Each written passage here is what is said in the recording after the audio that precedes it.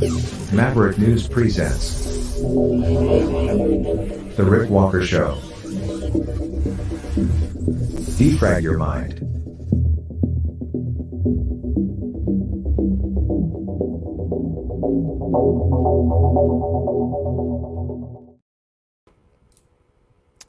It's a shot across the bow is what it is. It's Pierre Poilievre, leader of the Conservative Party of Canada.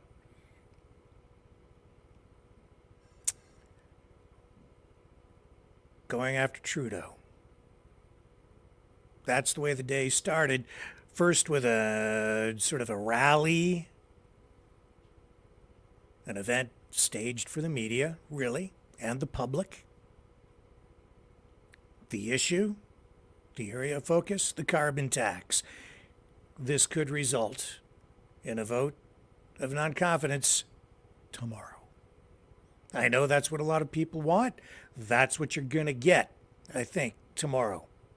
But I'll tell you why you shouldn't hold your breath. But even as you're not supposed to hold your breath, don't get discouraged if things don't work out quite the way you are hoping. I'll tell you why later in the newscast. Also tonight, cyber attacks. They're ramping up all over the world. I'll explain why. What else do we have? Donald Trump in some legal and now financial hot water. They've really been going after him hard. When I say they, I mean his political opponents, the Democrats, using lawfare. They are determined to destroy him. Big protest out in Newfoundland. It looks like someone was trampled or injured by a horse, possibly a broken hip.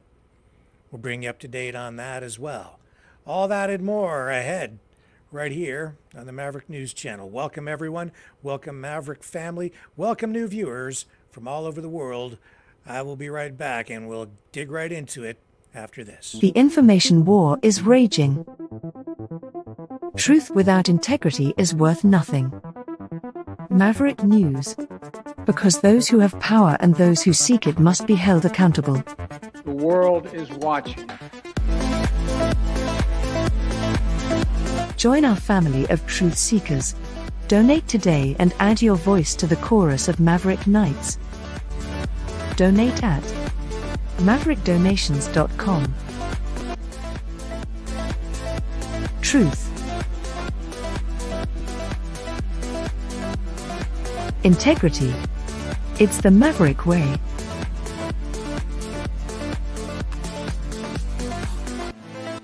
Maverick News. The world is watching.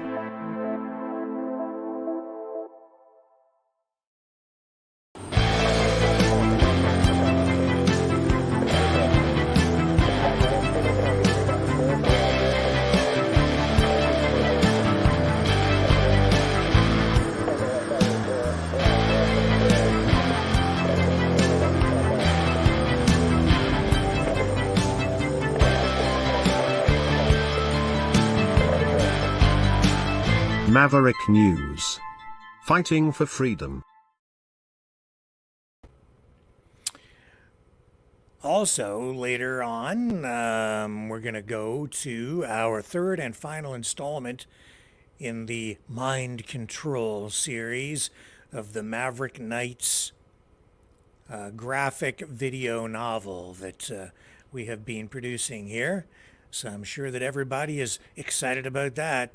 We want to know if we get to rescue those rogue knights those rogue Maverick Knights on Planet X. So stick around for that. But first up tonight, Pierre Poilievre in the House of Commons, challenging Trudeau on this carbon tax, pushing this issue all the way as far as he possibly can, turning it into, very likely, a vote of non-confidence as early as tomorrow. However, this is the way the day started in Ottawa. This was like a rally, get the troops all jacked up before a question period. This is what Pierre Poilievre had to say today to prep his team and Canadians for what is about to come. A big battle. He wants a carbon tax election, and that non-confidence vote, if successful, could trigger just that.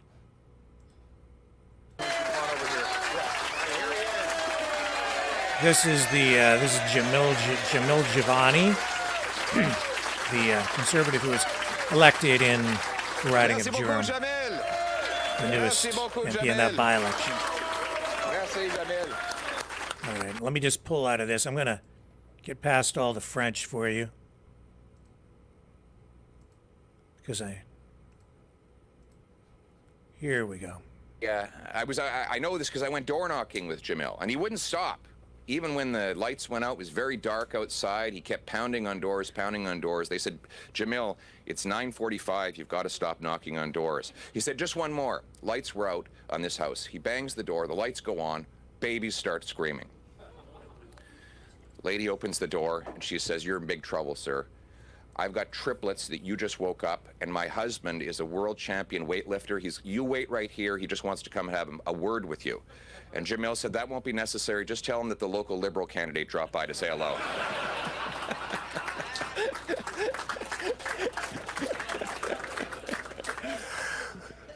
There was a lot of hope among those people in Durham for Jamil, for the future, but a lot of fear and concern about the present. A lot of people feel like even though we were on their doorstep, that they were a long way from home. They say they don't recognize the country after 8 years of Justin Trudeau, with his inflationary debt and taxes driving up the cost of everything, with their local food banks overflowing, the cost of housing having doubled.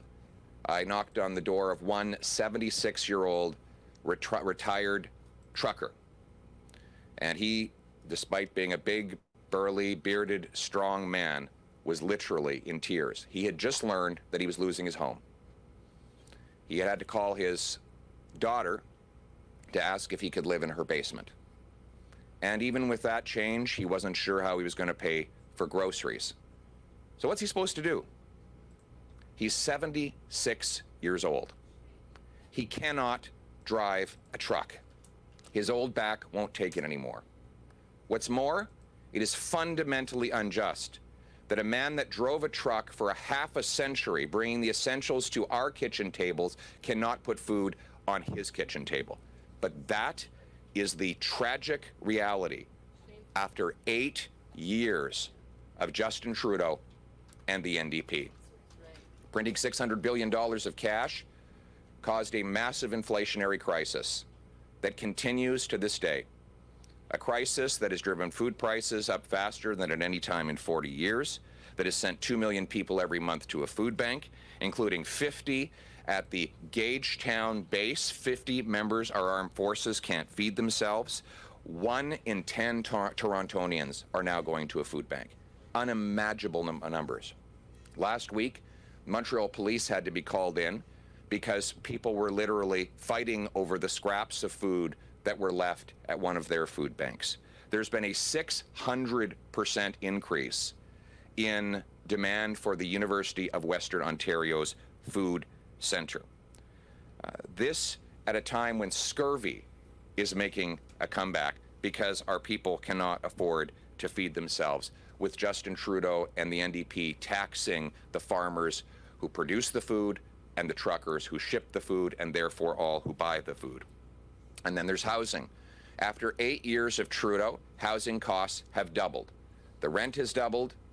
Mortgage payments and down payments needed to buy the average home have all doubled. This after he put in place an $89 billion program he said would make housing more affordable. He didn't build homes. He built more bureaucracy. Last year, we built fewer homes in Canada than we did in 1972, even though our population has almost doubled in that same time period. And this is not a global phenomenon. He cannot blame the rest of the world for this housing hell.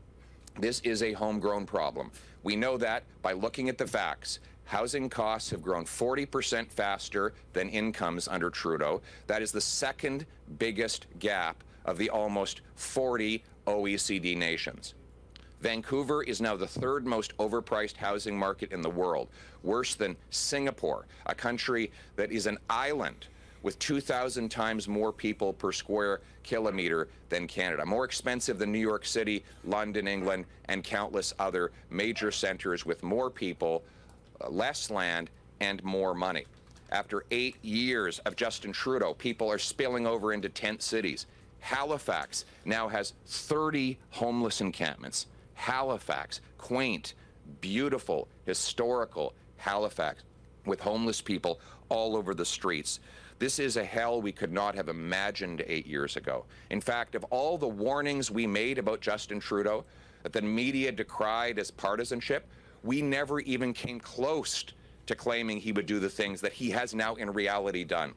We were far, far too generous towards him in our interpretation of what would happen to this country under 8 years of his socialist NDP policies. And then there's economic growth. We have had the worst economic growth per person in the G7, the worst. In fact, our GDP per person, our income per person in Canada is lower than it was 5 years ago.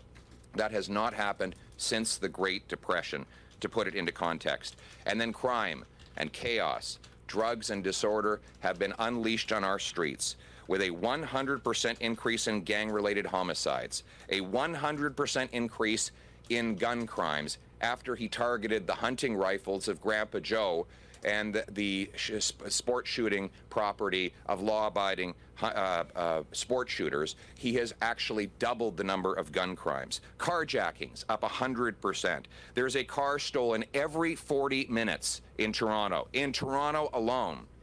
Cars that are then shipped off to the federally run port, where they're seamlessly put on ships and sent off to the Middle East, to Europe, and Africa, so that terrorists and organized criminals can profit from it.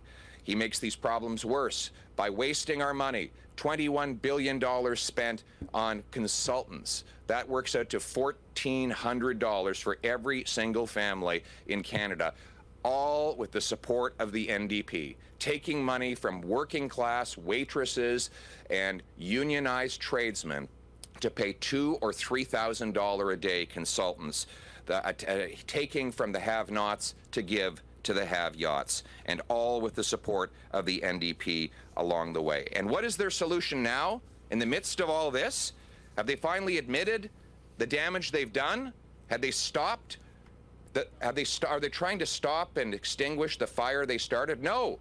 They're pouring more fuel on the inflationary flames with a April Fool's Day carbon tax of 23%.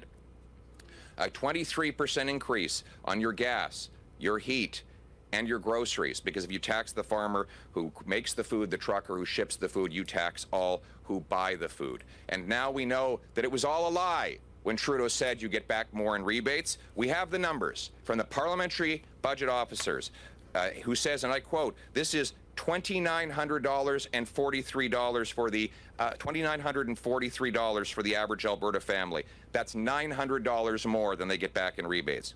Saskatchewan families, on average, $2,618. That's $525 more than they get back in rebates. $1,750 for Manitoba, $502 more than they get back in rebates. $1,674 for Ontario, that's $627 more than they get back. Nova Scotia, $1,500 more in carbon tax, $1,500 in carbon tax, $500 more than they get back. $1,600 for Prince Edward Island, $500 more than they get back. $1,874 in Newfoundland and Labrador, $377 more than they get back. I go into this painful, excruciating detail to debunk the dangerous disinformation mouthed by the Prime Minister and repeated by the media. Told you, Trudeau doesn't know how to do the basic math. It is dangerous. You say you think I'm exaggerating by dangerous? You know what's dangerous? Malnutrition is dangerous. And when we have a government and state-controlled media who are telling people they're getting more than they're paying when exactly the opposite is true, That means people in food banks. That means hungry stomachs in our schools. That means people suffering that shouldn't be. And we need to call out and tell the truth. We're not going to put up with it anymore. We as common sense conservatives are saying no to Trudeau's 23% April Fool's Day increase. We are saying spike the hike until we common sense conservatives can axe the tax. The good news is... Yeah. The good news is Canadians are good and decent people. They do not have to live like this. They should not have to give up on the things that we all used to take for granted, like affordable food and homes, all for the ego and incompetence of one man. Life was not like this before Justin Trudeau. It will not be like this after he is gone. We're going to replace the hurt he has caused with the hope that Canadians need.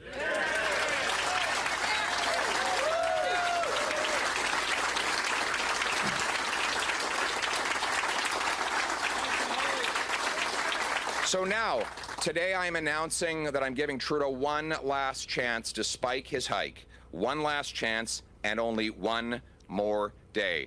Today I'm announcing that if Trudeau does not declare today an end to his forthcoming tax increases on food, gas, and heat, that we will introduce a motion of non-confidence in the Prime Minister. It will read that the House declare non-confidence in the Prime Minister and his costly government for increasing the carbon tax by 23% on April 1st as part of his plan to quadruple the tax while Canadians cannot afford to eat, heat, and house themselves, and call for the House to be dissolved so Canadians can vote in a carbon tax election.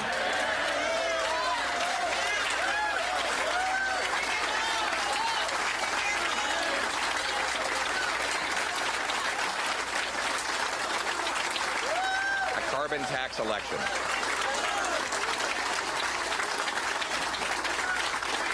That's going to be the issue. It's about the economy.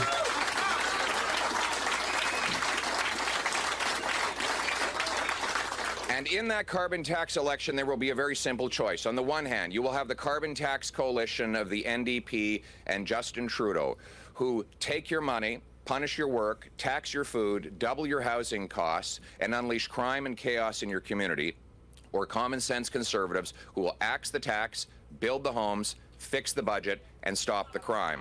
We have a common sense plan that will bring home lower prices by axing the carbon tax and by capping spending and cutting waste to bring down the deficit, inflation, and interest rates. We will eliminate the waste in government, like the $60 million ArriveCan app, like the $1 billion Green Fund that only funds liberal insiders, like the $21 billion, or $1,400 per family, Trudeau is spending on consultants, outside consultants, high-priced consultants that cost you more.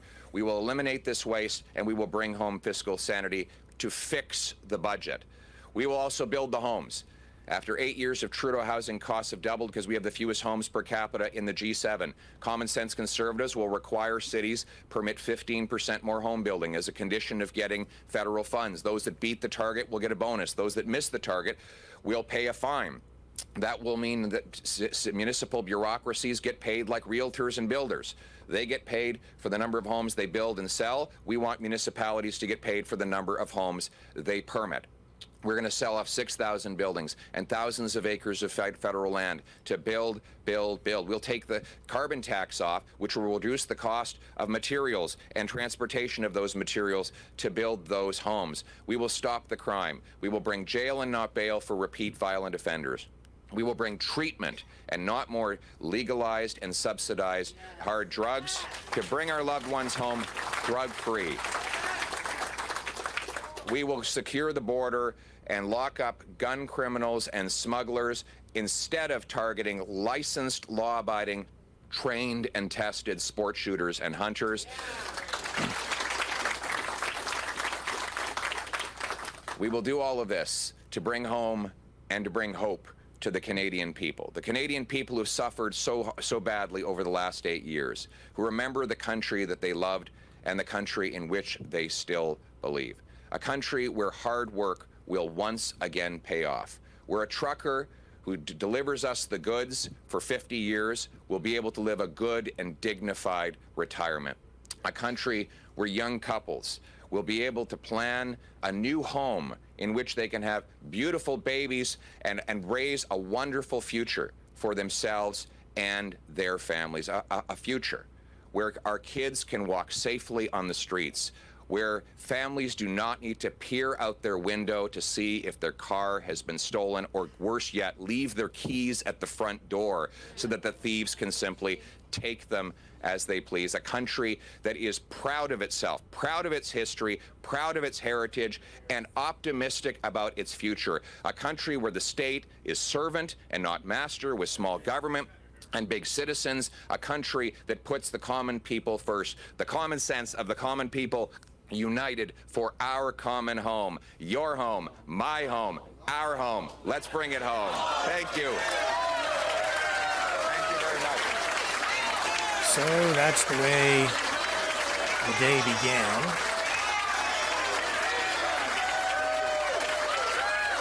A milestone day. Could be a day to remember for history.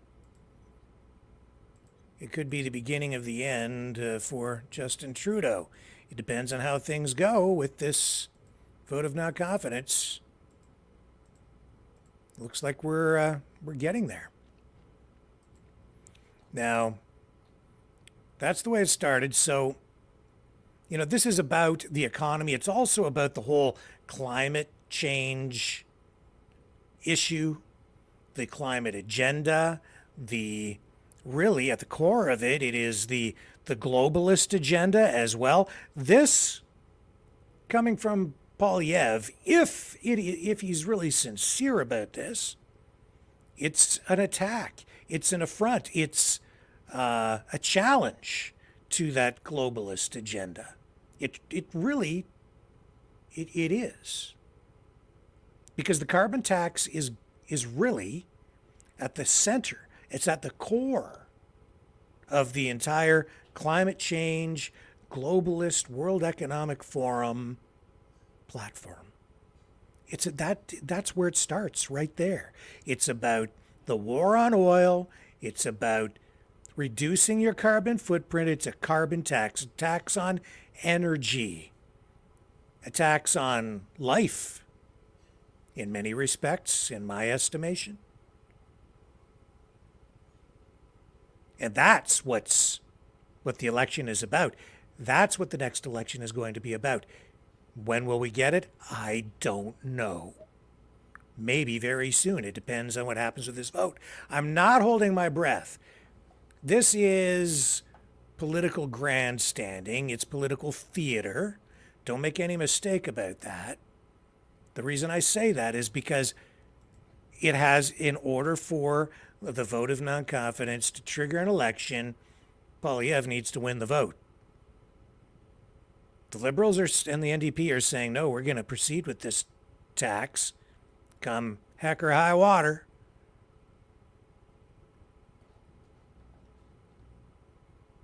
But Poilievre is making this the focal point of his challenge to Trudeau. He knows that the people on the conservative side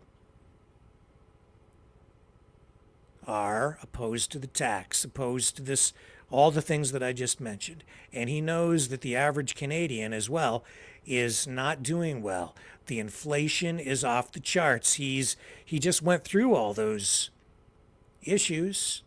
The crime, which is related to the deteriorating economy, inflation. People can't afford to live anymore. The cost of rent, mortgages, off the charts. Young people in a place now where they may never be able to afford to buy a house because the cost of buying a house has literally doubled, more than doubled in some cases, in some cities. And the government's not building the houses anywhere near fast enough. Can't get it done. While they bring in more and more people from other countries, immigration at record levels, there's not enough houses for the people we have here. Our healthcare services, education, all of our social safety nets under extreme strain. They're all cracking. Can't get family doctors. Canada's in a rough spot.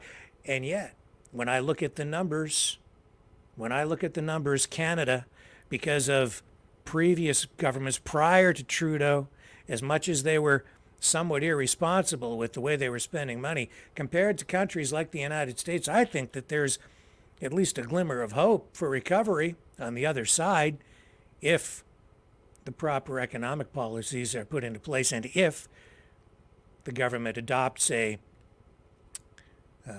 policies dedicated to economic growth instead of degrowth, if the government has faith in the people and adopts a pro-life agenda. When I mean pro-life, I mean exactly what Polyev was talking about there. I'm talking about families, affordable living, a place for everybody to live, however you describe your family, whatever kind of family you have, prosperity. And if people are living prosperous lives, there will be a whole lot less conflict between different groups of people, even within society. If people are doing well, they really don't have as much to complain about, do they? And they certainly don't need to blame somebody for their problems if they don't have very many problems. And there's no reason in this country we shouldn't have incredible prosperity. We have abundance everywhere under our feet, an ocean of oil, water in incredible abundance, more of it than probably any other place on the planet. Lumber, resources, minerals. We are wealthy if only we choose to avail ourselves of the gifts that God has given us. And we should. And as we become prosperous, we can help other people around the world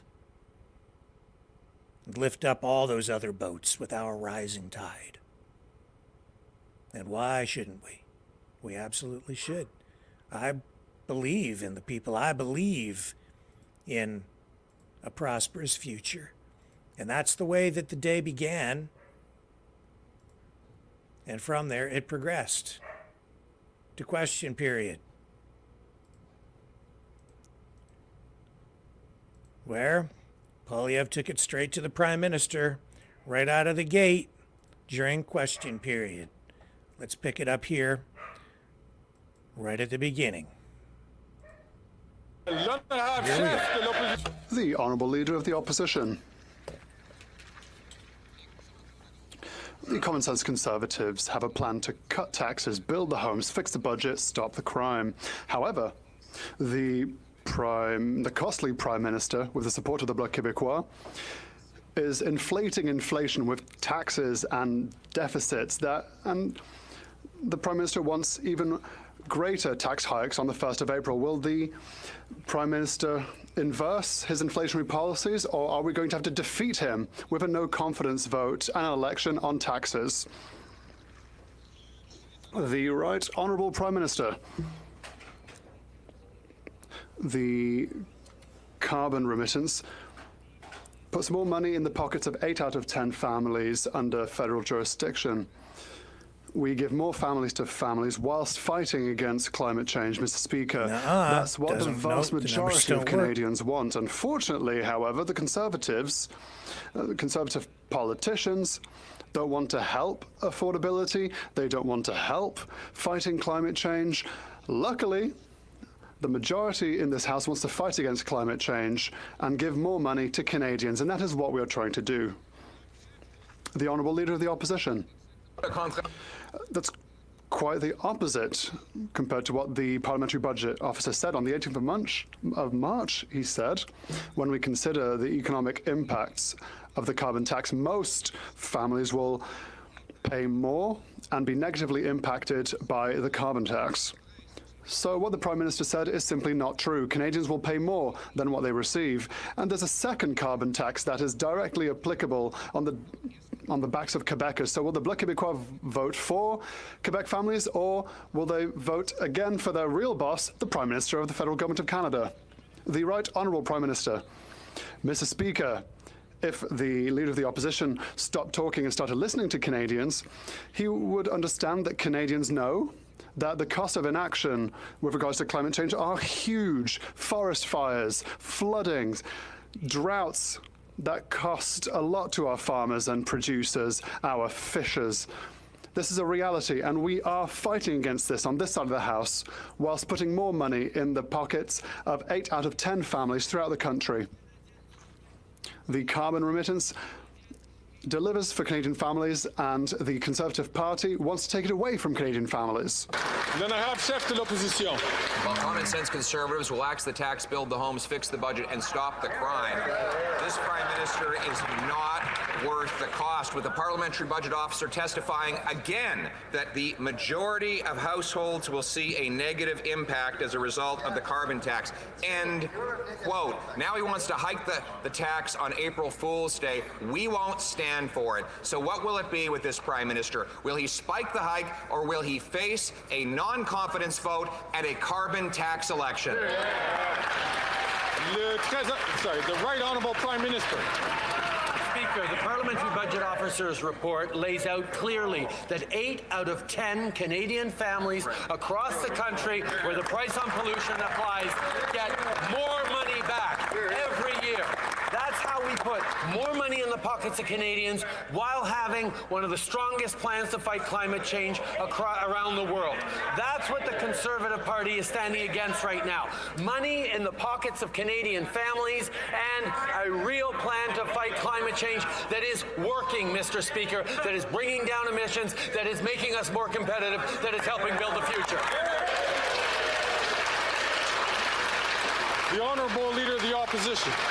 Speaker, I'm going to read again the testimony from the March 18th appearance of the Parliamentary Budget Officer. Once you factor in the rebate, but also the economic impacts, the majority of households will see a negative impact as a result of the carbon tax. End quote. The Prime Minister plans to make this problem worse with a carbon tax hike on heat, on homes, on fuel, on food. We will not stand for it. So once again, which will it be? Will he spike the hike, or will we have a carbon tax election? The Right Honourable Prime Minister. What will it be, Mr. Speaker? It will be that Canadians get more money with the Canada carbon rebate. 80% of Canadian households in areas where the federal carbon tax applies get more money every year from the Canada carbon rebate than they pay in the price on pollution. On top of that, we are fighting climate change, making our industries more competitive, and preparing a better future. There is no plan on the Conservative side of the House to either help Canadians with rebate checks or fight climate change. The Honourable Leader of the Opposition. Not only did the Parliamentary Budget Officer testify that the majority of households will pay more in carbon taxes than they will get back in rebates, there is a table showing that every single province in which this tax applies, the middle-class families pay vastly more than they get back, and Canadians know it, because under this Prime Minister, they've seen their food, their fuel, their homes, their heating go through the roof. But why don't we just end the debate and let Canadians decide and have a carbon tax election?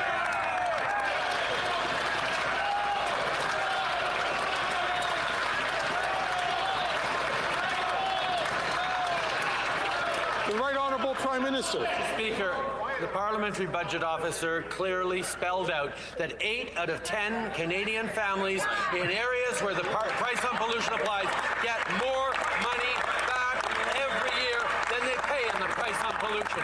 That's because we created a plan that not only is one of the strongest plans to fight climate change in the world, but it puts more money back in the pockets of middle-class Canadians as we build a stronger future, better careers, more competitiveness, and a safer environment for generations to come. That's the plan we have. That's not what they're doing. You just quoted the Parliamentary Budget Officer saying exactly the opposite. Trudeau keeps doubling down on the fake numbers. The Honourable Member for Bellay-Chambly. Yesterday, the Prime Minister told a great joke. He said how well he collaborates with the Premier of Quebec. However, the facts show that everyone in the National Assembly of Quebec, except the Liberals, are asking that Quebec have full powers with regards to immigration. The Prime Minister of Canada has refused an essential request from Quebec. Is that how he sees Canada's friendship with Quebec? The Right Honourable Prime Minister. Mr. Speaker, my honourable colleague knows full well that Quebec has more powers in immigration than any other province.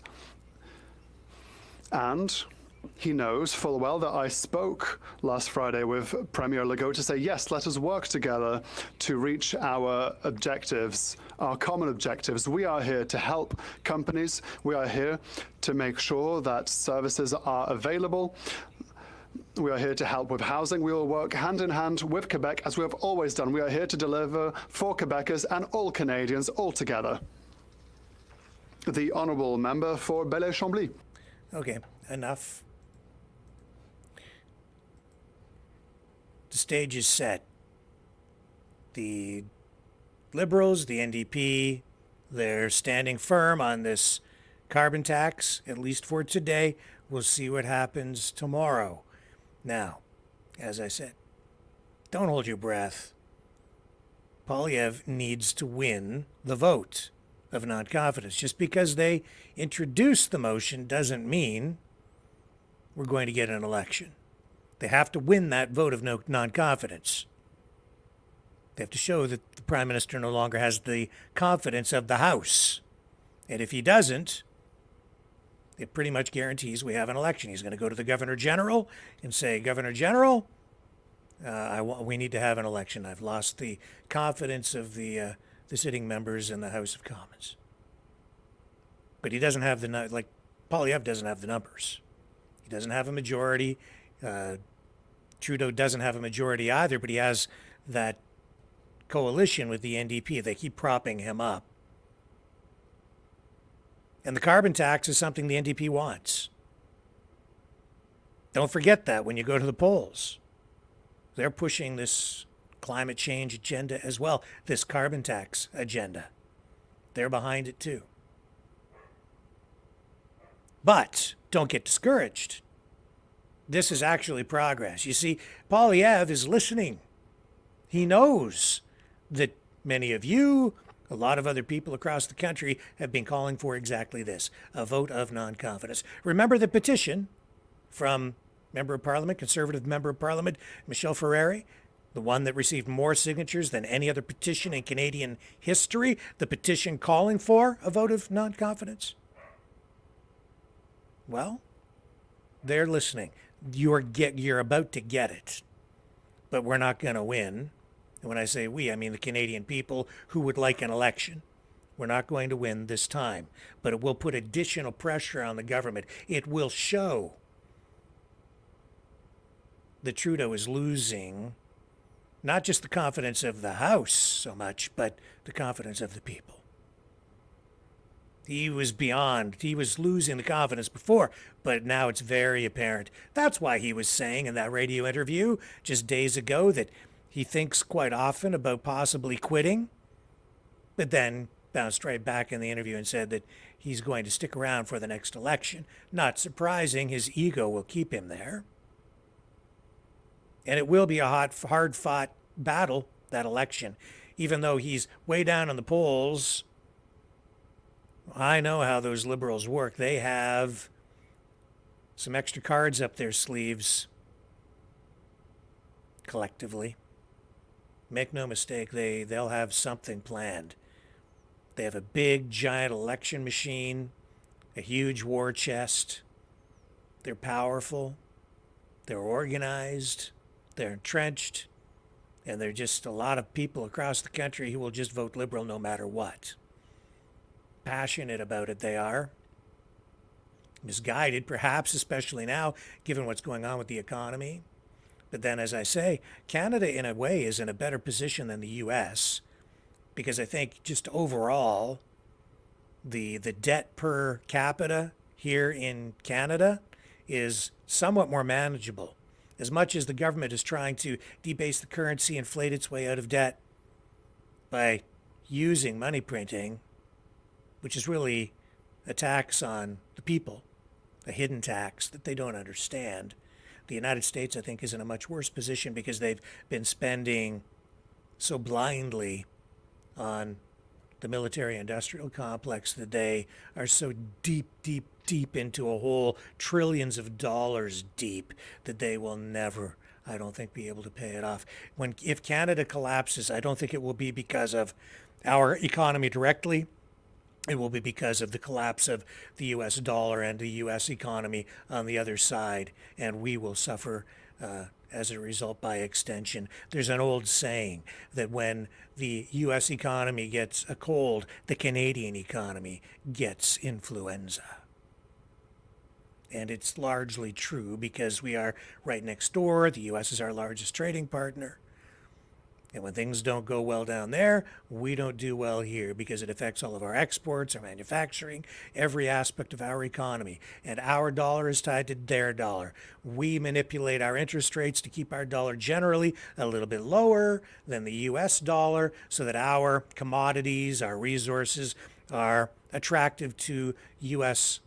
companies, the U.S. economy, U.S. buyers, so that we can continue to export to the U.S. It makes Canada a little bit less wealthy than the United States overall, maybe sometimes a lot less wealthy in terms of standard of living.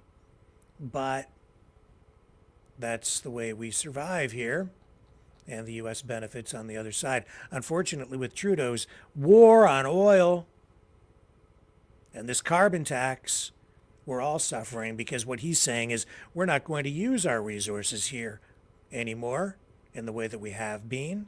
And yet Canada has traditionally, always has been, a resource-based economy. That's what drives the economy here. That's the source of our wealth and prosperity. Without that, we're dead in the water. We don't have much of a manufacturing base left here. And what we do have left is all right now most of it being propped up with government subsidies through public-private partnerships, government tax incentives, and outright grants to a lot of these huge corporations. Just turn that off. Phone's ringing.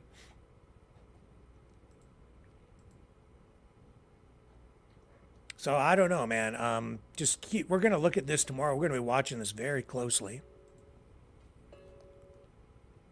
Very closely, because this is a milestone event, as I say. So that distracted me, lost my train of thought. Let me take a quick break here while that phone bings and dings in my head. We'll come back on the other side and start digging into some other stories. More politics coming up right after this.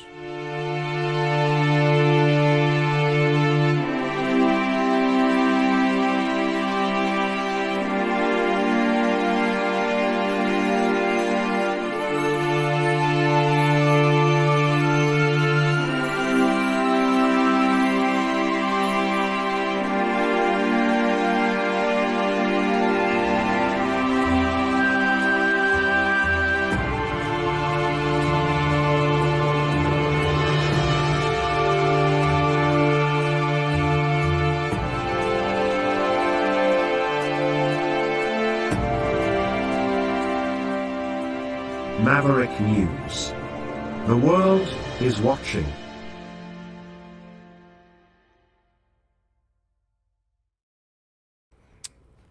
Yeah, and this isn't the first time the Conservatives have tried to bring down the Trudeau government with a vote of non-confidence. What was it? It was about, back in November, they tried to do it and then sort of pulled back from it. They didn't have the numbers. This time, though, it feels different. It looks different. Trudeau's facing mounting protests. He's tanking in the polls. That adds more pressure. Now this adds more pressure. You have climate activists out there saying, oh, the Conservatives are just playing politics. This is just them looking for eyeballs on screens and clickbait. It's just clickbait. They're playing politics with the climate agenda. They shouldn't be doing that. Well, it's about far more than just the climate change issue.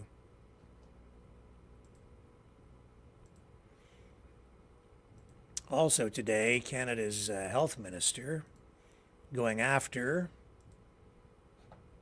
the tobacco industry. And don't worry, I'm going to get to this big protest out in Newfoundland too. This is a big thing out there. So that's coming up. But yeah, the tobacco industry issue.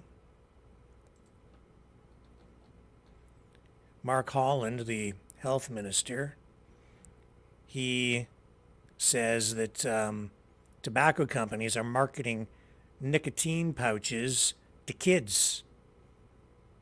And he wants them to, in his words, stay the hell away from our kids. So he did hold a news conference today. Spoke to reporters about it, and he says he wants the authority to restrict products so they are solely for the purposes of, you know, people who want to quit smoking. And he's against these tobacco companies producing these nicotine pouches with flavors like winter berry splash and others. It's to him a marketing gimmick when, in his view, it should really be a health-related product.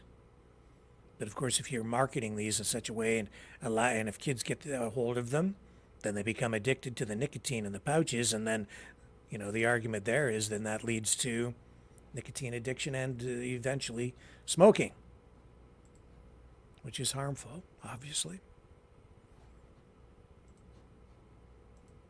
And the tobacco industry responded today, actually. But let me get you a clip from Mark Holland on this issue.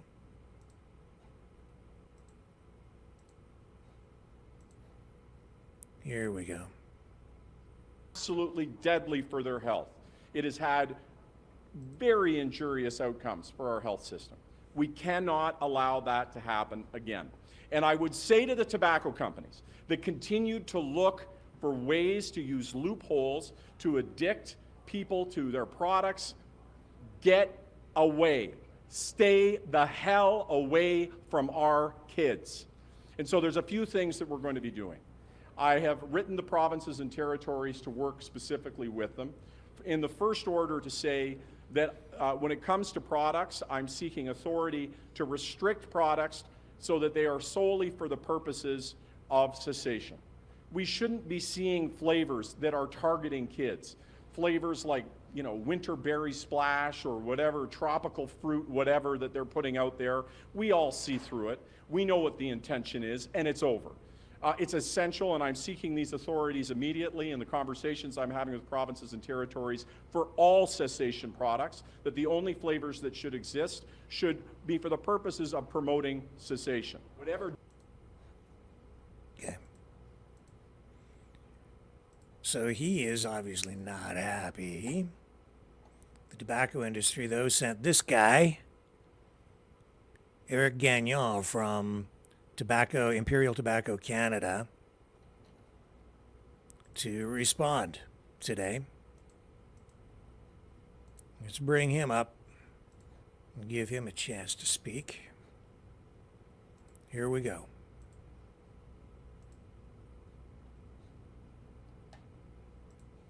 Imperial Tobacco Canada.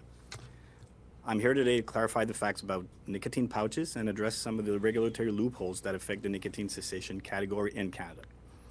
Let me start by saying that Zonic is Canada's first and only nicotine pouch approved by Health Canada as a nicotine replacement therapy. Minister Holland suggesting that Imperial Tobacco Canada leverage a loophole for its license couldn't be further from the truth. Zonic underwent a 2-year assessment process with Health Canada, demonstrating the safety and efficacy of Zonic as a cessation aid for adults wishing to stop smoking. Introduced in October of last year, Zonic provides a regulated legal option for smokers aiming to quit, unlike the illegal products flooding the market. However, we are at a critical juncture. Despite its proven benefits, the discourse around nicotine replacement therapies, particularly our Zonic nicotine pouch, has been overshadowed by misconceptions and inaccuracies. The actual loophole is the absence of a legal minimum age for purchasing NRTs in Canada, allowing kids to access these products over the counter. Imperial Tobacco Canada has proactively introduced measures to ensure that Zonic is stored behind the counter and sold only after proper age verification in retail outlets. This measure is non-negotiable with all our business partners and is part of our trade and terms conditions. Any store caught selling to underage individuals risks the removal of our products, not just Zonic. We've gone beyond regulatory requirements, implementing stringent age verification process and ensuring that all advertising speaks directly to adult only. We have no interest in seeing youth get their hands on this product. The market for cessation product is diverse, with many employing similar strategies to appeal to adult smokers seeking alternatives to cigarette. To single out Zonic for practices that are widespread across the industry is not only unfair, but also smacks of hypocrisy, suggesting that an anti-tobacco company bias rather than a genuine concern for public health. As of today, youth can still buy NRT products over the counter across the country with no requirement of proof of age. This disparity raises questions about the fairness and intentions behind regulatory measures, which seem less concerned with public health and more with the manufacturer's background. By limiting access to regulated nicotine alternatives like Zonic, we risk not only undermining smoking cessation efforts, but also inadvertently bolstering illicit markets that pose a far greater risk to public health. We believe all NRTs should be subject to age restrictions, and that nicotine replacement therapies should be available in the same location where cigarettes are sold. We advocate for a new federal framework that treats all NRTs equally, ensuring they're accessible to adult smokers while preventing youth from accessing them. Thank you, and any. Okay, that's enough. So, we can, I think, move on to other news. Let me take a quick break. When we come back, we'll get into this huge protest out in Newfoundland. It looked a lot like the end of the Freedom Convoy in some ways. It looks like a horse trampled someone. Looks like someone may have even ended up with a broken hip. Fighting the Great Reset by leading the Great Resistance.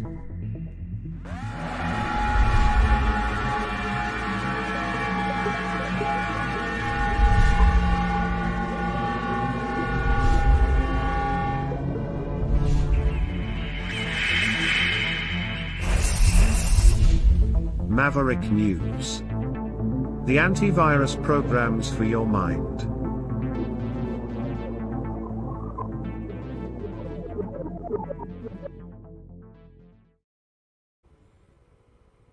Okay, and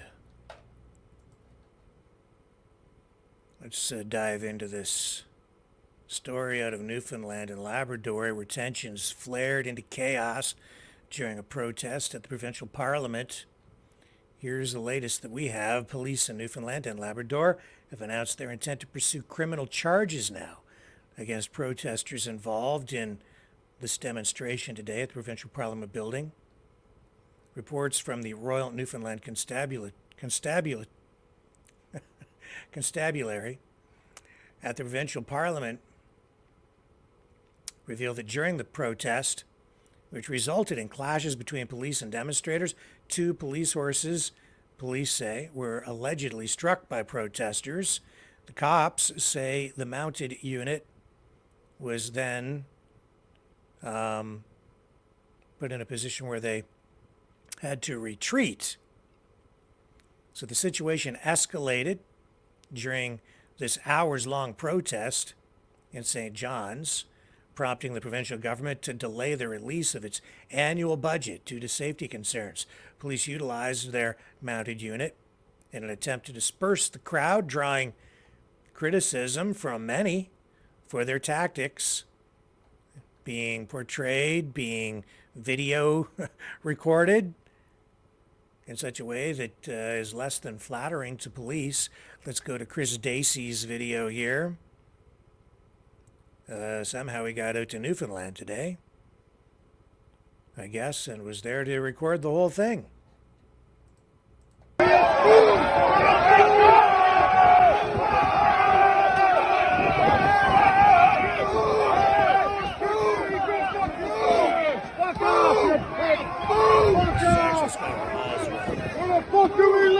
And then used by Chris Dacey.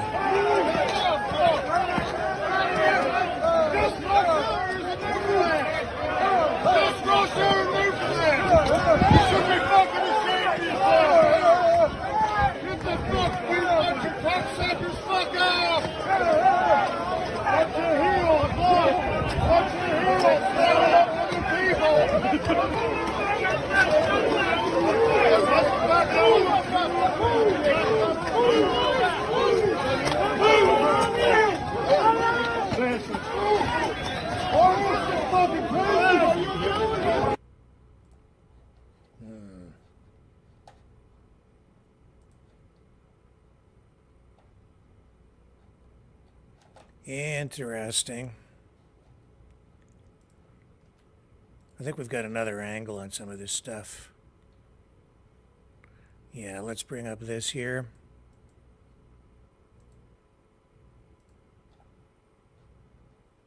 Yeah, here's another look at it.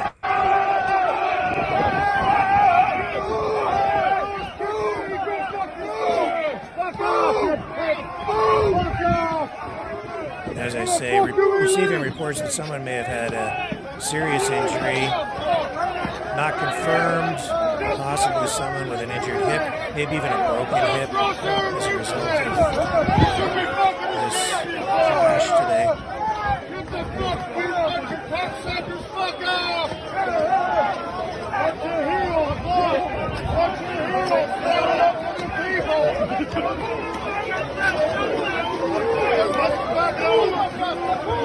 This is kind of really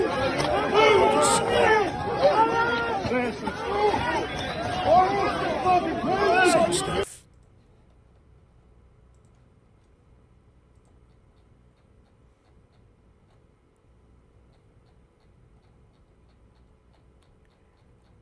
So a lot of negative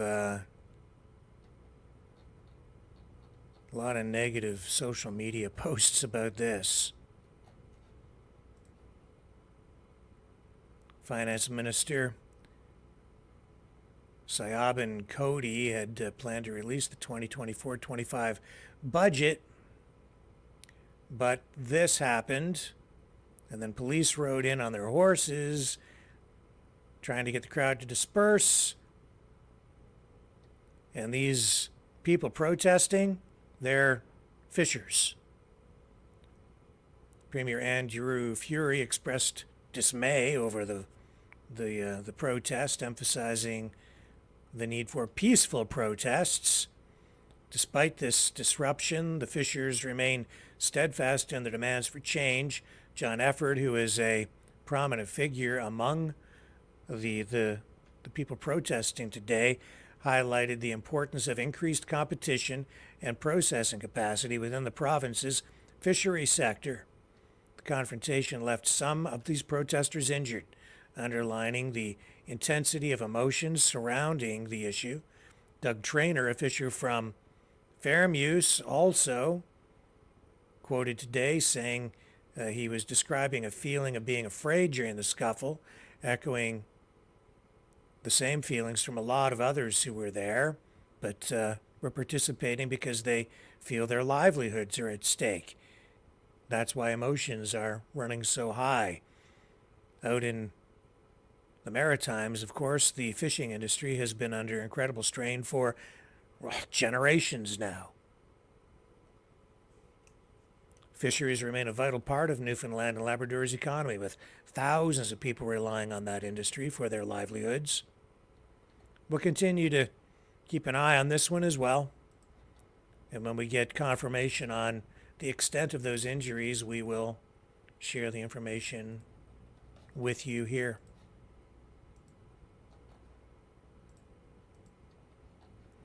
Okay. Donald Trump. Let's move on to world news here. He seems to have a problem. I mean, his problems are mounting now. They've been trying to destroy him. When I say they, I refer to the Democrats and even the rhinos. They don't want him reelected. But more than that, they want him destroyed. We've seen even, well, before I get into the Peter Navarro stuff, let's just recap where he's at. We have attorneys in the New York Attorney General's office writing to the state appeals court dealing with Donald Trump's punishment for business fraud, saying that they should disregard the former president's claims that he cannot raise a bond to cover his massive fine. Letitia James, the Attorney General, is ready to initiate action to seize Trump assets as early as this coming Monday. That, of course, coincides with Trump's deadline, at which time he needs to acquire a $454 million bond demanded to cover the civil fraud judgment during his appeal process. So that's a lot of money to have to come up with. You need to be pretty liquid, even if you have billions of dollars worth of assets. It looks like you might need to liquidate buildings, real estate, in order to raise the funds. And it doesn't look like Trump is having much luck with that at this point, because if you need to do it quickly, you might need to have a fire sale in order to turn those assets into actual cash to pay the fine. So he's asked for things to be delayed. And then he was actually even asking for donations. So it's a what they're doing. This really does smack of Banana Republic type politics, as far as I'm concerned.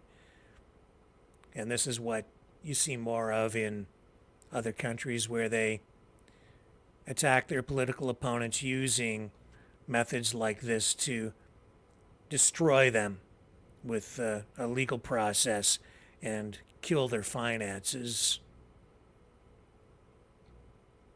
The New York Post reported today that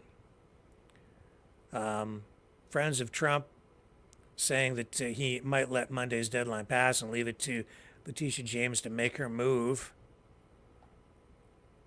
And it looks like she could start to seize assets, might even go after, she could even go after Trump Tower in New York City. It's not limited to the assets that he has in New York, though. They can go after stuff all over the country. And if they seize those assets, then they would sell them. It isn't clear what kind of money they might raise from doing that. Take whatever they can or whatever they need to pay the fine, and then anything left over would go back to Trump. But he could end up losing some of his prized real estate assets. So we'll have to continue to watch that one too. That's the state of politics today in the United States. Trump posting on Truth Social tonight, responding to the current situation. I'll bring this up so you can see his social media post. He says, "This outrageous judgment simply fails to recognize the complete victory last year on the statute of limitations. The crooked judge and biased attorney general disregard the appellate court ruling, which makes clear that most of the claims fall outside the statute of limitations, and none of their absurd arguments change that fact. Biased, crooked, and incompetent Judge Engoron should never have presided over this case, completely ignored the fact that I already won most of this case in the first appeal. Applying the proper statute of limitations wipes out $350 million of the judgment.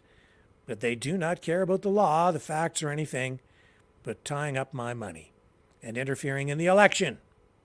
This case should be over, in caps, all caps. But instead, the Attorney General wants to abuse her power to steal my money.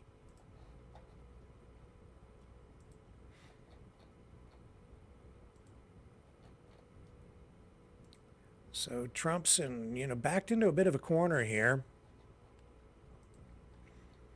We'll see how he does. What kind of strategy will he ultimately use? I don't know. And some might sit there and they'll gloat and they'll say, see, he's not nearly as rich as he says he is. He can't raise the money to pay his fine. But I don't think that that's fair. That would not be a fair assessment. He has his money wrapped up in assets, in his companies, and in real estate. In order to pay the fine, he'll have to liquidate. He can't liquidate. It's not easy to sell giant office towers or golf courses. And if you do sell them, usually you want to put them on the market, and they may need to be on the market for a certain period of time, some period of time, in order to go through the process of allowing the market to attract the buyers. But if you need to sell it in short order, you might need to sell it at a loss, undervalue, in order to just liquidate it all within the time frame. And I wouldn't want to leave the sale to the state, to the court, to seize the asset, because they wouldn't have an incentive toward getting actual market value for the property. They just want to get what they're owed. I don't know exactly how the process would work on the U.S. side. I'm not an expert in that regard, but it seems to me they would just liquidate it. As long as we get what we need, we don't care what's left over, which would be a double penalty on Trump in that way. Now, just a short time ago today, Elon Musk posted this. Neuralink. We showed you video before on this program of the monkey that was the first to get the Neuralink chip. And then they showed the monkey playing Pong with its mind connected to a computer, a video game, wirelessly through Bluetooth, which was being operated through the chip that was connected to the monkey's neural system, its brain. So the monkey had been trained to operate the joystick to play Pong, right? And then they disconnected the joystick from the video game. Like the wire, they disconnected the wire. And the monkey, even though it was moving the stick wasn't actually connected to the video game anymore. But the mind was controlling it by Bluetooth. So now the first human has received a Neuralink chip. Today, Elon Musk posted a video, and we got this demonstration of Neuralink, and involving a human. So I have that for you.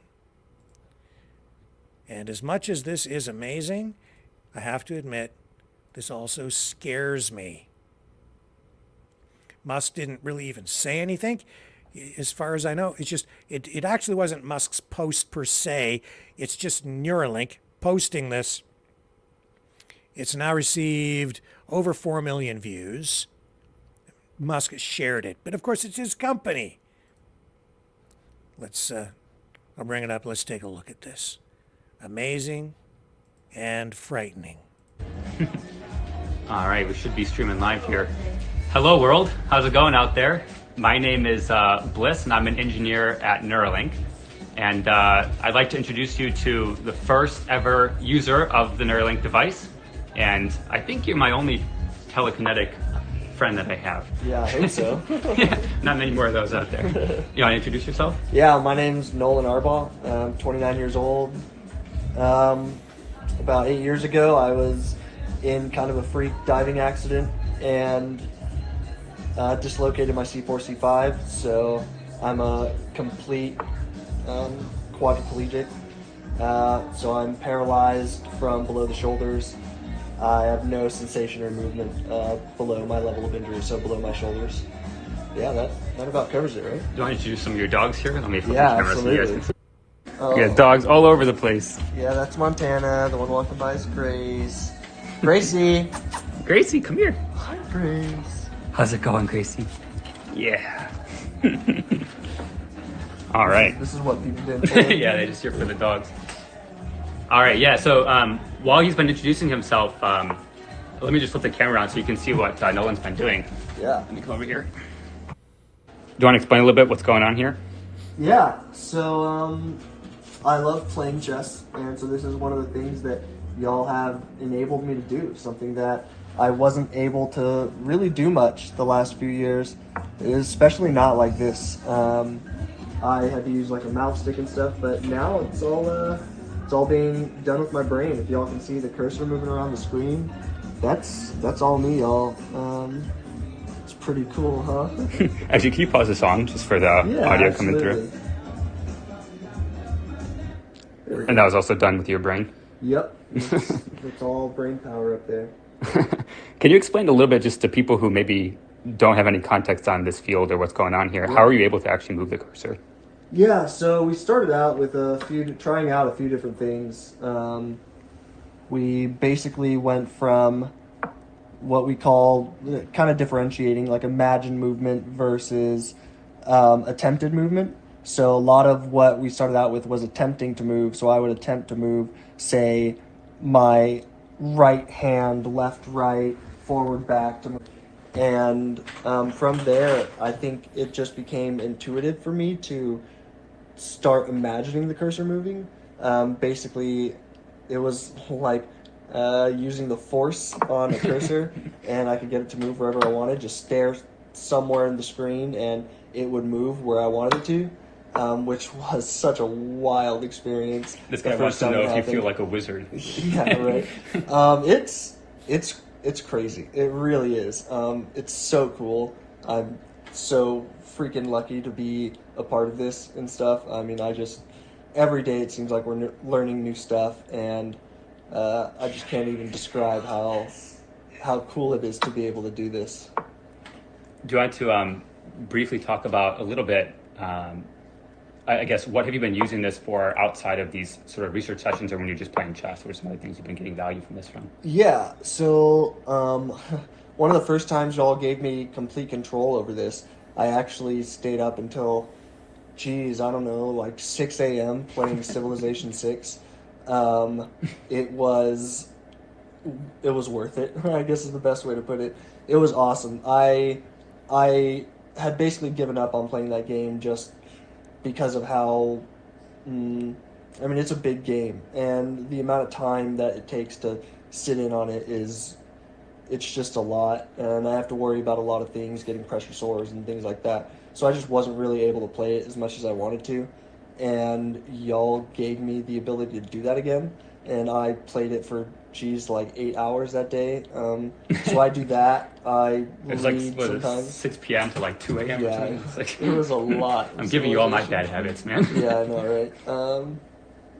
Yeah, it was awesome. So I did that. I read. I like learning languages. I'm learning like Japanese right now. I'm learning a bit of French. Maybe for the audience who isn't super familiar with assistive technology, why couldn't you play Civ before? What was tricky about that, or what was it about the Neuralink that made that possible for you? Yeah, so one of the big things, honestly, was that I think I just got checkmated.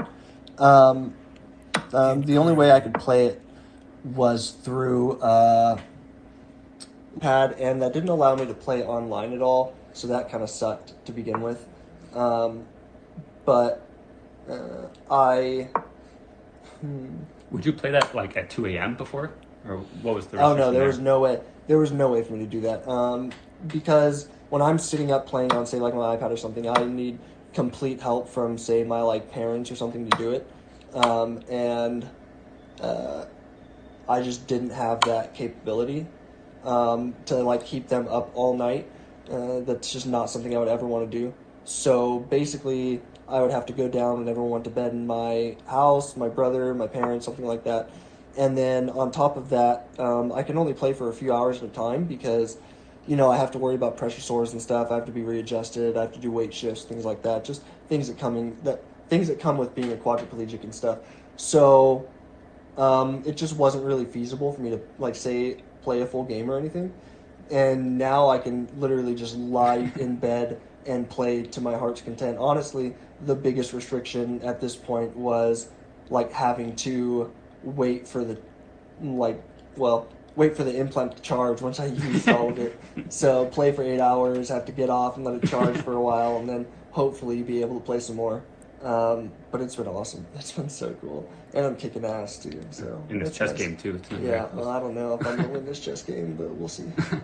And then maybe just one final question. Your mom was showing me a bunch of pictures of you in different Halloween costumes over the years. It's something that you go nuts on. So now that you have like actual, force control over stuff, I guess that opens up the possibility space there a bit. What are you thinking to dress up as this year? I mean, something my friends and I have been wanting to do for a while. I think I'm going to be Professor X. I think that's pretty fitting. Not only because he's in a wheelchair, and I think that just obviously fits perfectly, but now I'm actually a telekinetic, basically. Yeah, and so it's gonna be cool. It's gonna be real cool. My friends and I are really excited You're gonna about freak it. people out when you try trick or treat. I know, right? Okay, I think that's it for today. Anything else you want to add before signing off? We got more work to do. A lot to learn about the brain here. Yeah, I mean, it's not perfect. I would say that we have run into some issues. I don't want people to think that it is like this is the end of the journey. There's still a lot of work to be done, but it has already changed my life, and I think that people who are thinking about, saying, applying for the human trials or are thinking about, finding some way to help out with this, to, do your part. And that's the reason I got into it, was because I just wanted to help. I wanted to be a part of something that I feel like is going to change the world. I think, like, there's nothing to be afraid of with that. The surgery was super easy. I literally was released from the hospital a day later. I have no, like, cognitive impairments. Well, I guess none that were caused by the surgery. I beat you in chess like once, so Yeah. I do have a pretty good record in chess right now.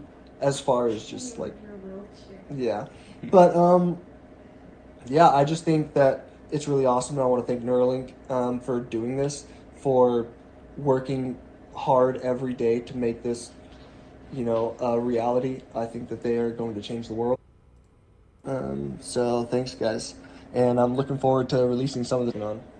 Yeah, so I guess we're gonna end here, but yeah, we're gonna plan to release more in the coming days. So if you want to stay in touch with what's going on here and hear more from Nolan and his work, just follow along here on Twitter. Thank you, everyone. Yeah. See y'all later. Bye. That is amazing and scary, and it is going to change the world. It's already changed the world.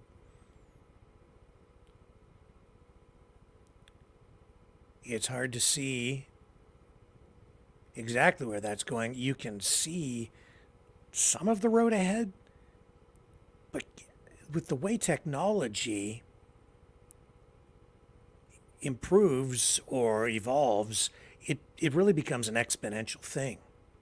You add AI into this, use AI as part of the development process, I can't even imagine where we're going to be in 5 years or 10 years with that technology. And then, of course, it's inevitable. This is technology. If it continues to expand in adoption, it won't be just people with physical impairments that will want this. A lot of people will just want it because they'll be able to get jacked into the internet, jacked into the Internet of Things, where we will become part of the thing. I don't think it's the time right now to start extrapolating on all of that. But I'll tell you, it's got my mind reeling again. What do you guys think? Tell me in the chat. Leave comments down below if you're watching the replay on this later. Yeah, Disco James says transhumanism. Isabel says cyborgs, yeah. I mean, these are the things that are popping into my mind as well, right? What are the ethical issues surrounding these kinds of technologies? Neuralink. It's hard to believe it's actually happening, but there it is. This is like Star Trek level science fiction that's becoming science reality today.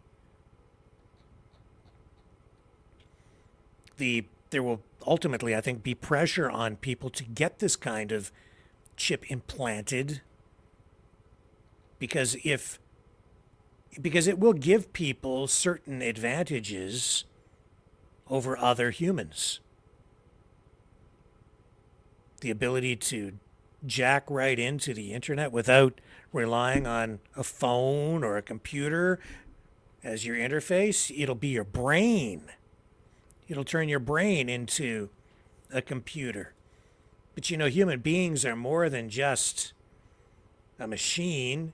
Your brain isn't just a computer made of meat.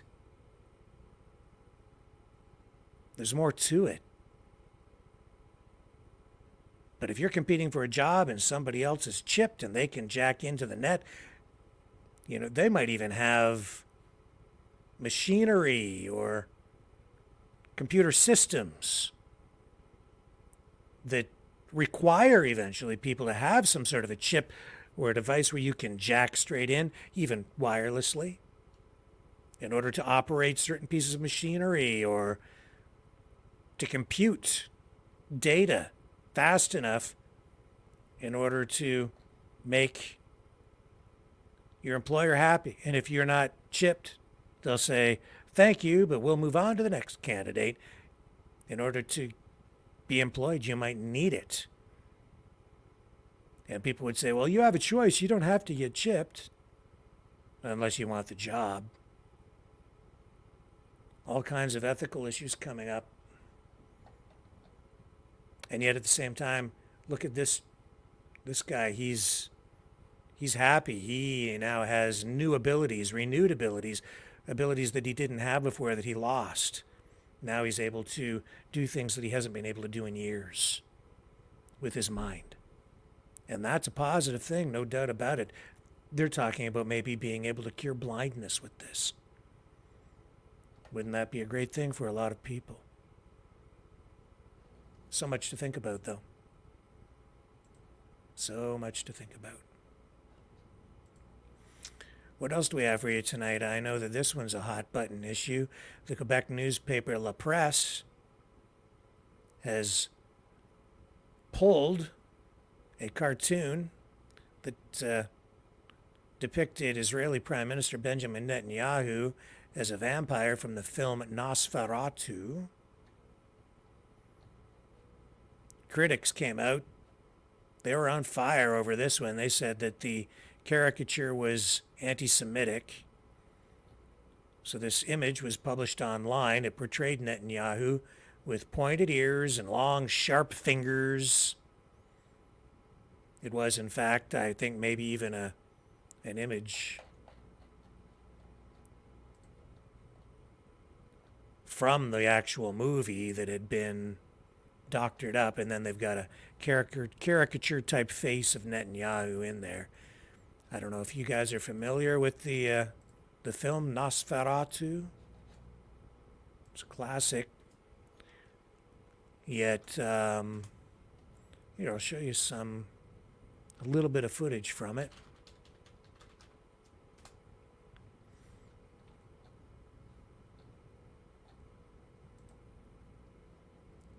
Some people say that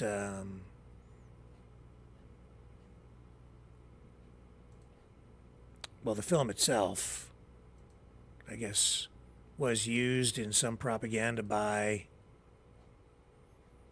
the Nazis in World War II. Let me see if I can find you a clip from it. Here we go. This should be it. And I hope I don't get with a copyright strike on this. I mean, this stuff is absolutely public domain. Let me find you. I'll bring this up while I find you the clip from it. Here we go. Oh, Mr. Vampire Guy, where'd you go? I'm not going to show you the cartoon because it is kind of distasteful, especially when you know the reasons for people being upset about it. If you really want to find it, it's out there. You can go find it elsewhere. Where's Nosferatu? Come on. There's a vampire movie without a vampire in it. Come on. Where are you?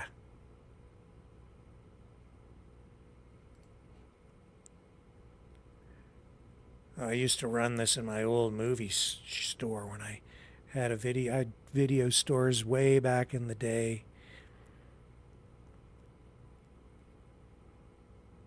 It'll just be easier if I just bring up a picture of Nosferatu for you than trying to find it in the film.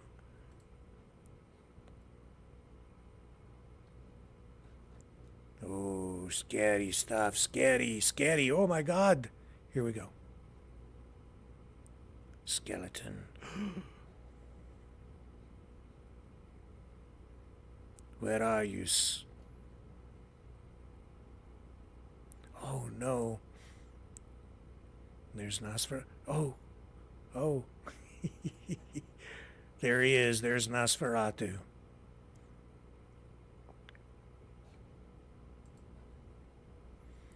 Oh, he wants the blood. He wants the blood. I must drink your blood.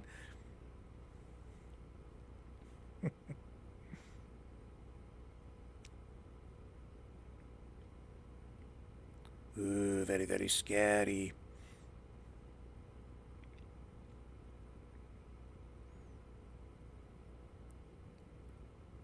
Okay, enough.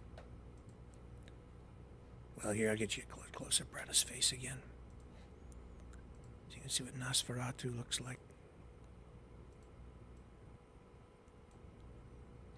There he is.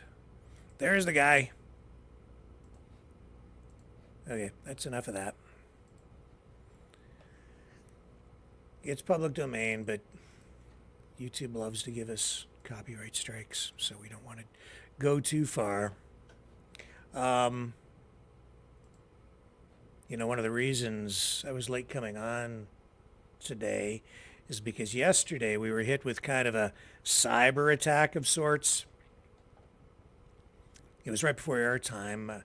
It froze up all the computers. I had to effect some pretty quick repairs in order to get the program on last night, and today I had to run complete scans and everything, and I've got everything back in working order, but it just shows how vulnerable computer systems are. And we're also seeing reports from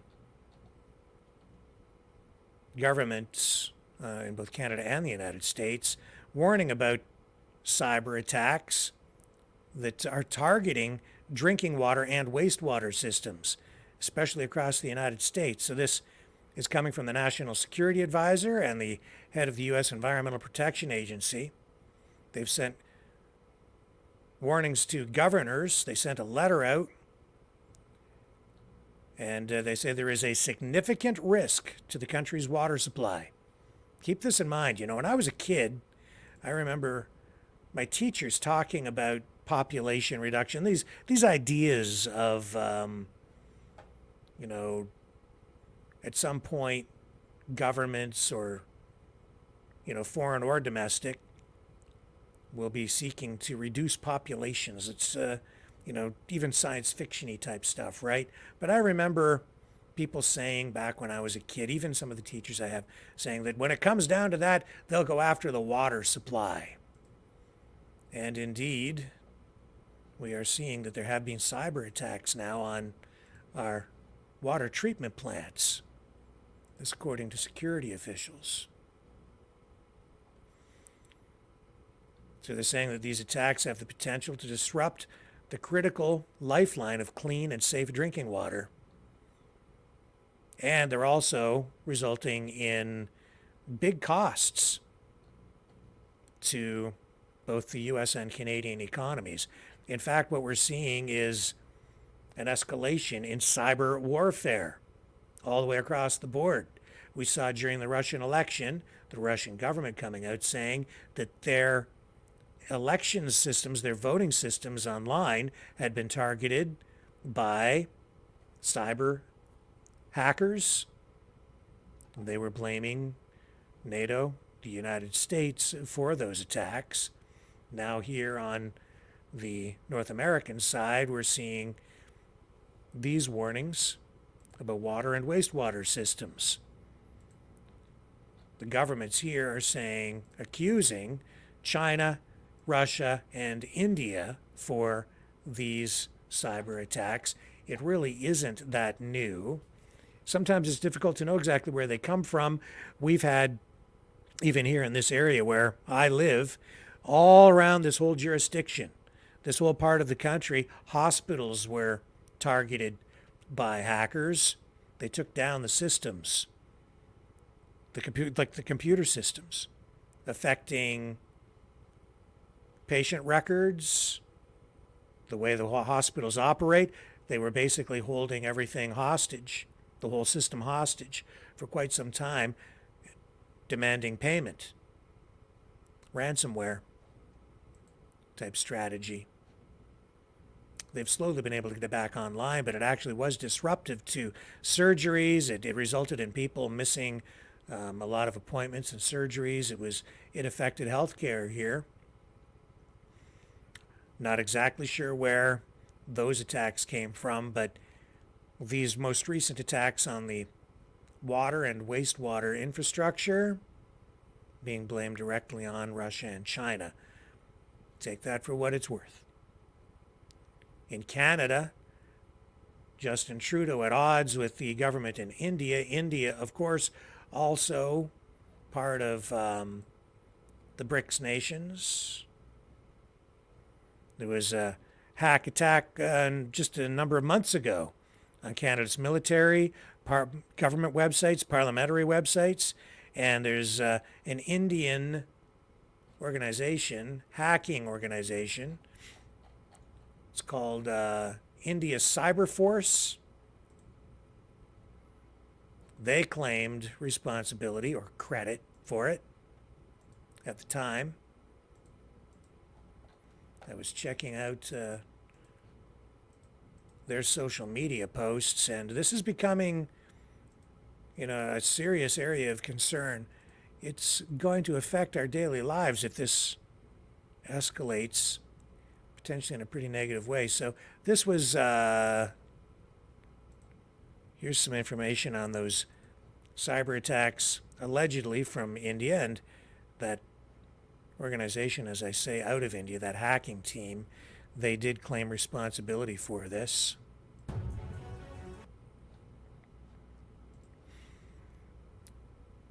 And it's getting international attention. Canadian military, parliamentary sites have been targeted, and I think it's pretty safe to say this is certainly not over.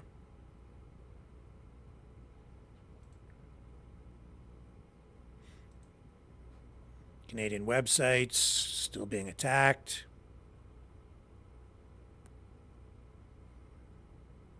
Military, House of Commons, all of them allegedly attacked. Canadian Air Force website been taken down. This from Cyberforce X out of India. Target Air Force website in Canada they say it was down for 2 hours at that time. Now, this isn't current. I'm just showing you some of what's been happening in recent months. It's the water systems right now that are mostly under attack.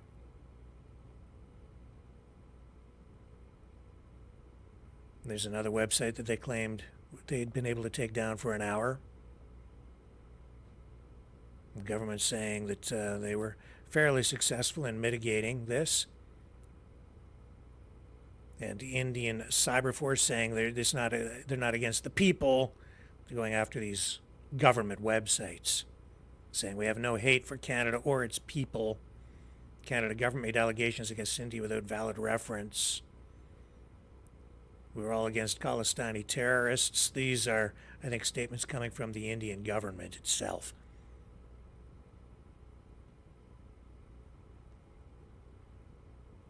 Back at that time, the Minister of Defense, Bill Blair, did comment on these cyber attacks. Distributed denial of service attacks. Basically, it's like a bot swarm. Flood the site, take it down. And because it's being targeted and flooded with these attacks, the servers can't handle it and it crashes. Described as a minor inconvenience at the time, but I think it's more serious than that, especially if they're attacking key infrastructure like water systems. Yeah, that's pretty important. It's a health issue. It's an infrastructure issue.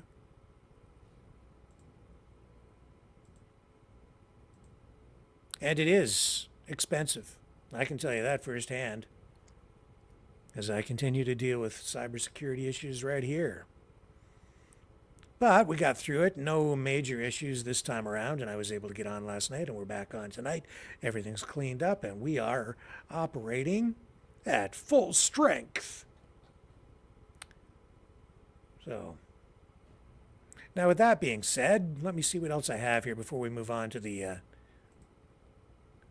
Maverick Knights graphic video that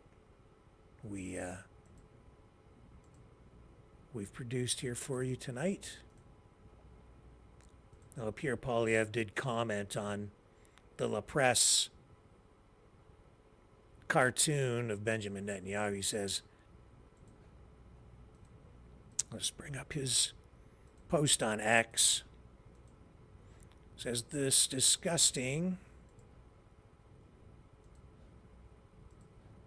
cartoon printed in La Presse this morning is a violent, deliberate act of hatred against Jews in a time when anti-Semitism, the world's most ugly and enduring form of hatred, is resurfacing. This garbage needs to be condemned clearly and unequivocally by everyone.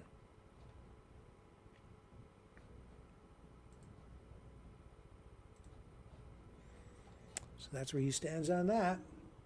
Now, that gets us to a place where I'm going to take a brief break, and then when we come back, I'm going to share with you the latest episode of Maverick Knights.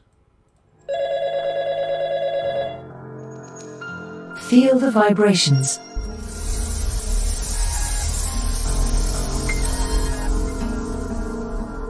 Our quest continues.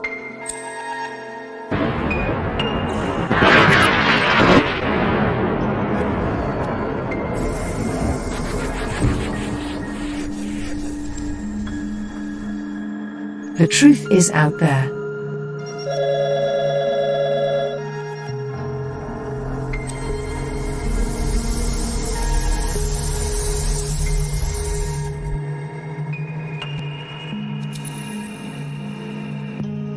We are Mavericks.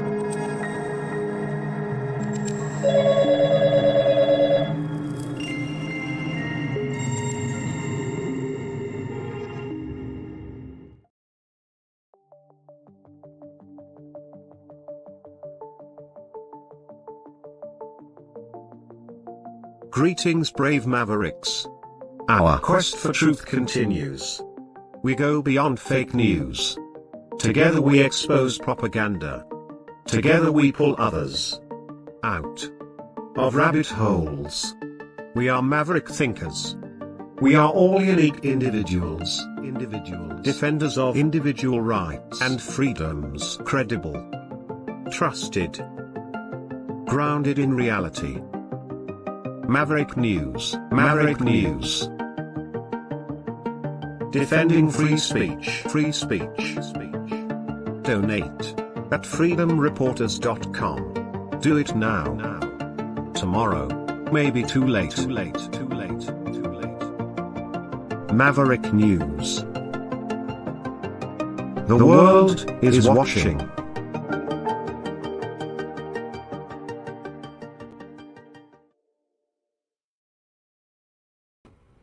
Okay, so we lost a group of rogue Maverick Knights to mind control. You may remember we ran, those first two segments, and then the evil interstellar globalist Draco whisked them away to Planet X, where the humanoid lizard people were getting ready to eat their brains, and then their brains were going to be replaced with digital counterparts. But Sir Kevin and Lady Laurie went through a portal, went off to Planet X to execute a rescue plan using new mind shield to protect them from having their minds controlled, and at the same time using that technology, hopefully wirelessly, to defrag the brains of the rogue knights who are still under the mind control of Draco. It's riveting stuff. It's very dramatic. Dynamic even, as Adam West would say. Mr. Batman. Anyway, we've got a new installment, a new chapter in this saga, the third and final installment of Mind Control, this Maverick Knights episode, coming to you freshly produced right here, the premiere. Let's just let it roll. It's self-explanatory. Now you have the backstory, and I'm not going to keep you waiting any longer.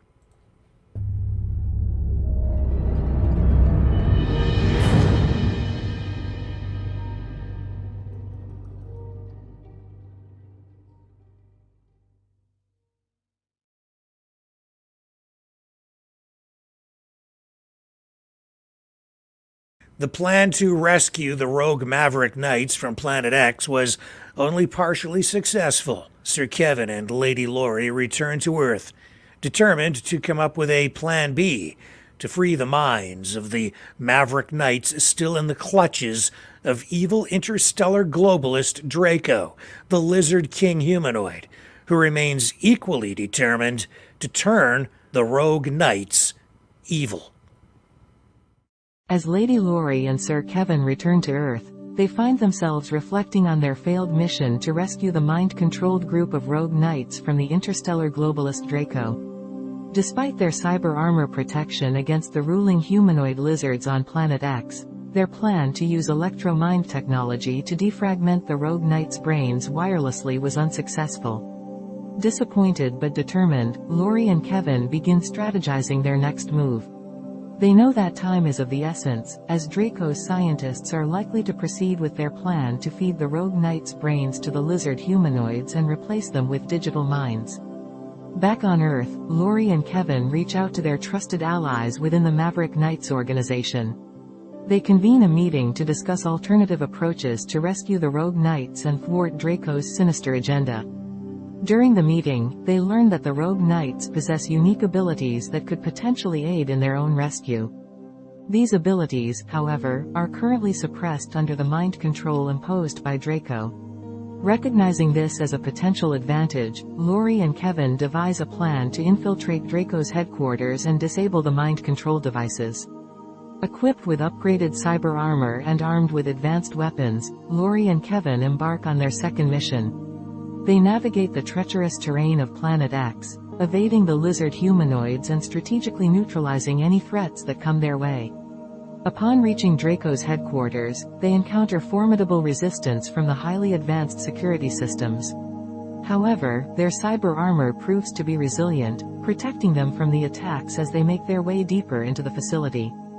As they reach the heart of the headquarters, they locate the control room where the mind control devices are housed. With their new electro-mind device, Lori and Kevin work swiftly to disable the devices, freeing the rogue knights from Draco's control. However, several of the knights remain trapped by Draco's mind control technology. With the mind control devices deactivated, the rogue knights regain control of their own minds and join forces with Lori and Kevin. Together, they overpower Draco's forces and secure their escape from the headquarters, but are unable to a handful of the rogue knights and are forced to leave them behind. As they return to Earth, the Maverick Knights celebrate their partial victory, knowing that they have successfully rescued at least some of the rogue knights and prevented Draco's plan to replace their minds with digital counterparts. The rescued rogue knights express their gratitude to Lori and Kevin, acknowledging their bravery and unwavering determination. They vow to return to Planet X in the future and rescue the knights still in the clutches of Draco. The Maverick Knights, still strong and united, continue their mission to protect the galaxy from threats like Draco and his interstellar globalist agenda. With their cyber armor and advanced technology, they stand ready to face any challenge that comes their way, ensuring peace and justice prevail throughout the universe. The Maverick Knights' quest for peace and truth continues. These courageous warriors, known as the Maverick Knights, have dedicated their lives to upholding peace and justice in the universe. Equipped with state-of-the-art cyber armor and armed with advanced technology, they are prepared to face any challenge that threatens the harmony of the cosmos. The Maverick Knights' mission is not merely to engage in battles, but to seek and defend the truth. They understand that true peace can only be achieved by unraveling the mysteries that lie beneath the surface, exposing corruption and falsehoods that threaten the very fabric of existence. United by a common purpose, the Maverick Knights are a diverse group of individuals, each possessing unique skills and talents. From master strategists to skilled combatants, from brilliant scientists to empathetic diplomats, they work together as a cohesive unit, complementing each other's strengths and compensating for weaknesses. Their cyber armor is more than just a physical shield, it is a manifestation of their unwavering commitment to their cause. It enhances their abilities, providing them with superhuman strength, agility, and resilience. With this advanced technology, they can traverse the vastness of space and confront any adversary that dares to challenge their pursuit of peace. But the Maverick Knights' true power lies in their unwavering determination and unyielding belief in justice. They are not driven by personal gain or glory but by an insatiable thirst for truth. They seek to shed light on the darkest corners of the universe, exposing the lies that perpetuate chaos and injustice. Throughout their quest, the Maverick Knights encounter various threats, both external and internal. They face formidable adversaries who seek to exploit the weak and spread chaos. But they also confront their own doubts and fears, wrestling with the moral dilemmas that arise in their pursuit of truth. Yet, despite the challenges they face, the Maverick Knights never waver. Bound by an unbreakable code of honor and integrity, they remain steadfast in their mission. Their resolve is unyielding, their spirit unbreakable. And so, the Maverick Knights continue their quest for peace and truth, their cyber armor gleaming in the darkness of the universe. With each battle fought and each mystery unraveled, they inch closer to their ultimate goal, a universe where peace and justice prevail, and the truth shines brightly for all to see.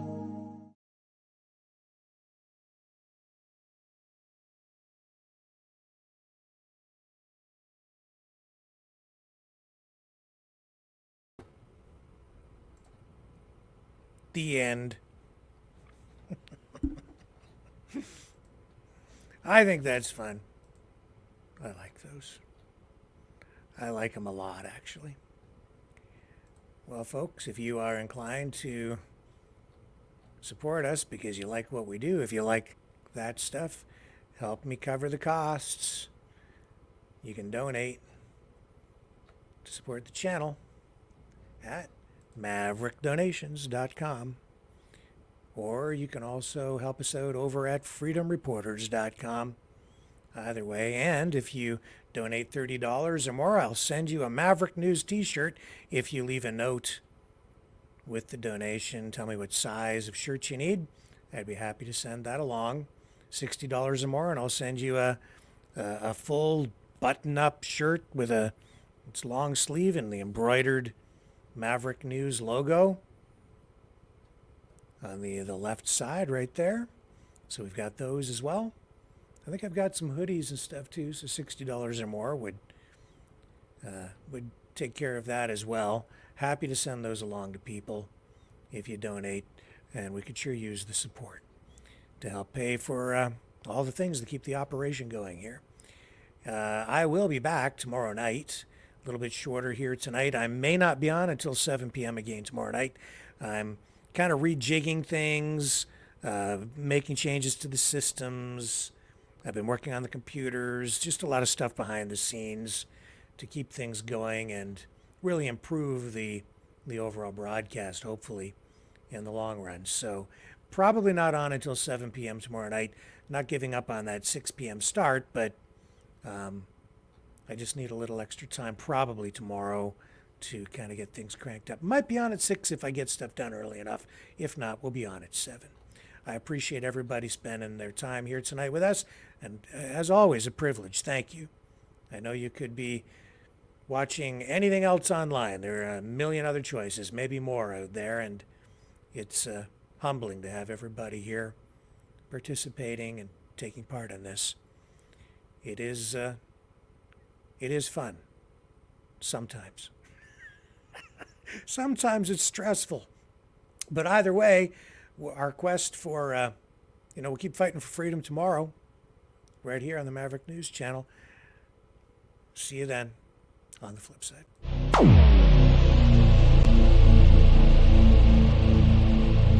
This has been a Maverick Multimedia production.